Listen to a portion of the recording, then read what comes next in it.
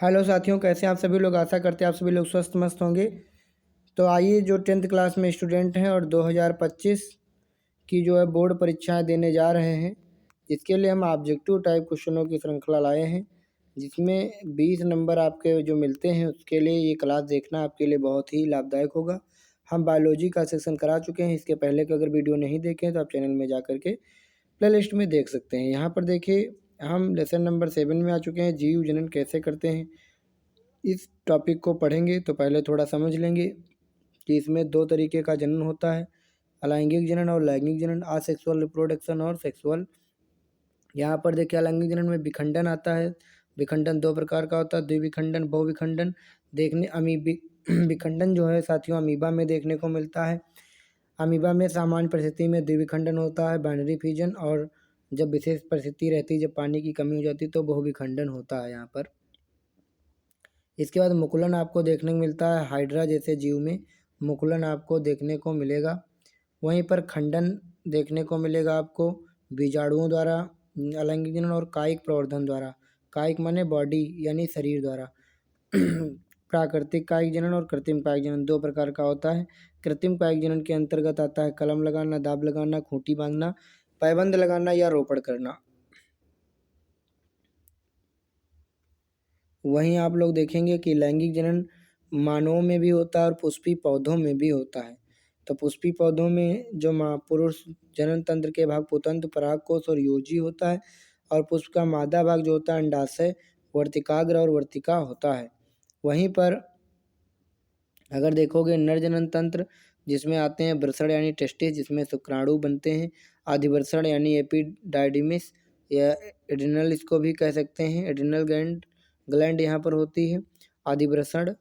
इसके बाद में शुक्रवाहिनियाँ होती हैं, जहाँ से शुक्राणुओं को लाया जाता है, और शुक्राशय जहाँ शुक्राणु इकट्ठा होते हैं, और शिश्न जहाँ से मूत्र निकालते हैं, और वहीं से हम लोग जो है शुक्राणु भी निकालते हैं संभोग के दौरान। सहायक ग्रंथियाँ जो होती हैं हमारी प्रोटेस्ट ग्रंथियाँ और काउपर ग्रंथियाँ, दो प्रकार की ग्रंथियाँ। ये आप लोग जो काउपर ग्रंथि देख रहे हैं ये पुरुषों में पाई जाती है, और प्रोटेस्ट ग्रंथि भी पाई जाती है। यहाँ पर आप लोग कापर टी मत समझ लेना, क्योंकि कापर टी का महिलाओं में प्रयोग किया जाता है गर्भधारण को रोकने के लिए।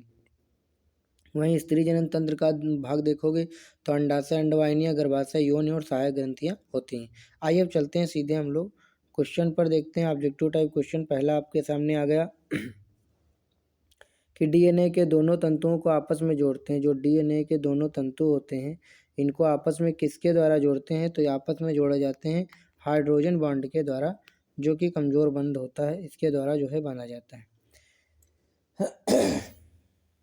निम्न में से कौन सा अंग पौधों में नर जनांग का प्रतिनिधित्व करता है, तो देखिए पुंकेसर जो होता है ये पुरुष से संबंधित है और नर जनांग का ये पार्ट है।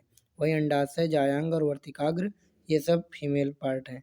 मुकुलन द्वारा लैंगिक जनन निम्नलिखित में से किस जंतु में होता है, तो हाइड्रा वाले जंतु में जो है मुकुलन होता है। लैंगिक जनन मुकुलन द्वारा होता है किसमें, ईस्ट में, ईस्ट कह लीजिए या खमीर भी इसको कह सकते हैं।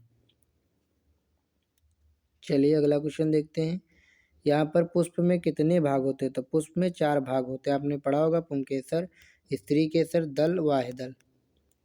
अगला क्वेश्चन देखते हैं, पुष्प के स्त्री केसर के मध्य भाग को क्या कहते हैं, तो वर्तिका इसको कहते हैं। ठीक। अगला क्वेश्चन है पराग कोश में क्या होता है। वेरी मोस्ट इंपॉर्टेंट क्वेश्चन, बार बार पूछा जाता है। तो पराग कोश में होते हैं पॉलन ग्रेन यानी कि परागकण। पॉलन ग्रेन भी इसको याद रखना, पॉलन ग्रेन अंग्रेजी का शब्द है, ग्रेन माने दाना होता है, पराग के दाने यानी परागकण। पुष्प का जनन अंग क्या होता है, तो जायांग, फीमेल पार्ट है। पराग नली में नर युग्मकों की संख्या कितनी होती है, तो 2 होती है। युग्मक माने जोड़ा याद रखेंगे और इससे 2 याद रखेंगे। द्विनिषेचन विशेष लक्षण है किसका, आवृत बीजी पादप का।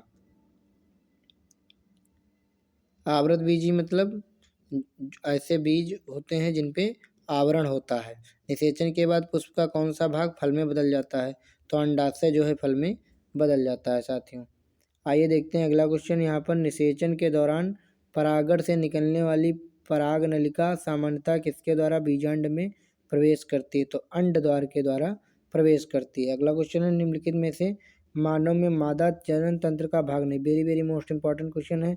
तो शुक्रवाहिका जो है ये पुरुष में पाई जाती है, जिससे हम लोग शुक्राणु और मूत्र मतलब शुक्राणु इकट्ठा होते हैं आकर के, जिस नली से शुक्राणु आते हैं उसको हम लोग शुक्रवाहिका कहते हैं। बाकी अंडाशय, गर्भाशय, डिम्बवाहिनी ये फीमेल पार्ट है। मानव में भ्रूण को पोषण मिलता है, मानव में भ्रूण को पोषण मिलता है प्लेसेंटा से। जैसे कि ये माता का पेट है और इसमें जो है शिशु है यहाँ पर, तो शिशु की नाभि से माता की जो बॉडी से कनेक्ट होता है, तो इसी जो नाभि से जो नली जुड़ी होती है इसी को हम लोग नाल जो कहते हैं, इसी को प्लेसेंटा कहा जाता है। यहीं से सब खाने पीने की सामग्री जाती है। परिवार नियोजन की स्थायी विधि होती है बाइसेक्टॉमी, जिसमें ऑपरेशन किया जाता है, ये स्थायी विधि है। शुक्राणुओं का निर्माण कहाँ होता है, तो वृषण में यानी टेस्टिस में जो है यहाँ पर क्या होता है, शुक्राणु का निर्माण होता है। पौधों में कायिक प्रवर्धन के लिए कौन सा भाग अधिक अनुकूल है, तो तना। कायिक प्रवर्धन का मतलब क्या होता है, जैसे हम लोग डाल लगाते हैं तो डाल का क्या लगाते हैं, पत्तियां थोड़े ना लगाते हैं, डाल की डालियां लगाते हैं ना, तो डालियों को ही तो तना कहा जाता है। डीएनए पाया जाता है, तो डीएनए कोशिका के केंद्रक में पाया जाता है। 3 जगह डीएनए पाया जाता है। एमएनसी माने माइटोकॉन्ड्रिया में खुद का डीएनए होता है, न्यूक्लियस माने केंद्रक में, और साइटोप्लाज्म या क्लोरोफिल माने हरित लौक में। पुष्प के नर भाग को क्या कहते हैं, तो पुमंग। पु माने पुरुष, पा माने पुमंग। जायंग, अंडाशय, बीजांड ये सब फीमेल पार्ट है। पुनरुद्भवन होता है या पुनर्जनन का उदाहरण कौन है, तो हाइड्रा और प्लेनेरिया में पुनरुद्भवन होता है, माने नया पौधा बनता है। पत्तियों द्वारा कायिक प्रजनन होता है, तो ब्रायोफिल्लम में। एक पढ़ा होगा आपने ब्रायोफिल्लम की पत्तियों से जो है क्या हो जाता है, यहाँ पर नया पौधा उगाता है। ठीक, आपने गाना भी सुना होगा अजूबा भइल, तो अजूबा वाला पौधा भी इसी में होता है। मैंने ब्रायोफिल्लम या अजूबा कह लीजिए, या इसी को गांव में पत्थर चट्टा के नाम से हम लोग जानते हैं, तो ऐसे आप लोग इसको याद रखना। द्विविखंडन विधि द्वारा लैंगिक जनन होता है, तो अभी हमने पहले ही बता दिया था। अमीबा में द्विविखंडन बहुविखंडन दोनों क्रियाएं होती हैं, लेकिन सामान्य स्थिति में द्विविखंडन होता है, बाकी बहुविखंडन। पत्तियों पर कलियां विकसित होती हैं, तभी पत्तियों पर कलियां विकसित होंगी या पौधा बनेगा, तो ब्रायोफिल्लम में।